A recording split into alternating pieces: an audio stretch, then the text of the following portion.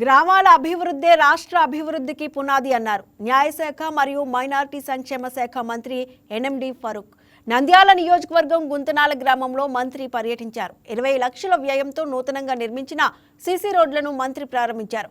అలాగే పలు అభివృద్ధి పనులకు శంకుస్థాపనలు చేశారు. గత పాలకుల నిర్లక్ష్యం కారణంగా గ్రామాలు అభివృద్ధికి ఆమడ దూరంలో నిలిచిపోయాయని, కూటమి ప్రభుత్వం సంక్షేమంతో పాటు గ్రామాల అభివృద్ధికి అధిక ప్రాధాన్యం ఇస్తోందన్నారు. ఊరు చాలా కార్యక్రమం చేశాం. ఇంకా చాలా కార్యక్రమం చేయాలి.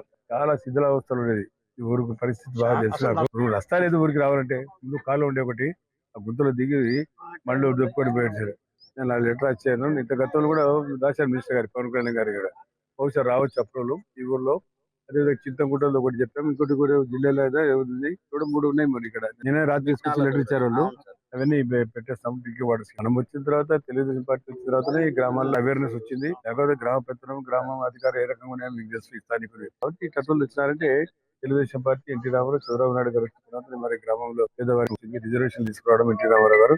తద్వారా మళ్ళా ఆర్టికల్ 75, 76 ఆయన తీసుకొచ్చి మన ఎవరు రాహుల్ గాంధీ, రాజీవ్ గాంధీ ఆయన ఎన్టీ రామారావు గారి స్ఫూర్తితో దేశమంతా తీసుకొచ్చాడు. జెడ్పీటీసీ, ఎంపీటీసీ, పార్టీ సిస్టమ్ లో మనకు sarpanch, MPTC, ZPTC, mandal president, జిల్లా పరిషత్. కాబట్టి ఇప్పుడు వాళ్ళకు అవకాశం వచ్చింది. మీరు చేసుకున్న రైతులు కూడా కొంచెం బాగుపడడానికి అవకాశం ఉంది. నిన్న జొన్నలు కూడా వేసాం సార్. జొన్నలు కానీ అదే మొక్కజొన్న వేసాం. దానికి కూడా తీసుకుంటాం. గతంలో తీసుకున్నాం. మన రైతులు అడిగితే రైతులు ఎక్కడ కూడా నష్టపోకుండా రైతులకు గిట్టుబాటు ధర రావాలని తెలుగుదేశం చంద్రబాబు నాయుడు గారు కూడా చెప్పడం జరుగుతుంది. కాబట్టి ఆ రకంగా పనిచేస్తున్నామని చెప్పి ముఖ్యంగా చేశాం. మేజర్ గా ఇప్పుడు గ్రామంలో 20 లక్షల రూపాయలతో ఇక్కడ శంకుస్థాపన చేశాం.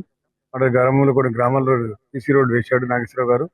మరి అదేవిధంగా మంచినీటి వ్యవస్థ గురించి చెప్పాడు చాలాసార్లు. నిన్న కూడా ఏదో గ్రామంలో అడిగారు, సార్ నీళ్లు రావడం లేదంటే నీకు అంతవరకు కావాలంటే టెంపరీగా బోర్ ఇప్పిస్తాను, తాగండి నీళ్ళు ఇబ్బంది ఉంటే అని చెప్పాం. అక్కడ కూడా ఓహెచ్ఆర్ ట్యాంక్ కూడా ప్రపోజ్ చేశాం. ఇప్పుడు ఈ గ్రామంలో కూడా ఇక్కడే ఉన్నారు అధికారులు, ఈ ప్రపోజ్ చేశారు. అది ఆలోచన చేద్దామని అధికారులతో మాట్లాడి ప్రజల అభిప్రాయాలు తీసుకొని ప్రజాభిప్రాయ ప్రకారం నీళ్లు తాగడానికి ముందు first priority for drinking water, తర్వాత పశువులకు, తర్వాత తాగడానికి నీళ్ళు అయిన తర్వాతనే వ్యవసాయానికి నీళ్ళు ఇవ్వాలా. దాన్ని కూడా ఇస్తాం.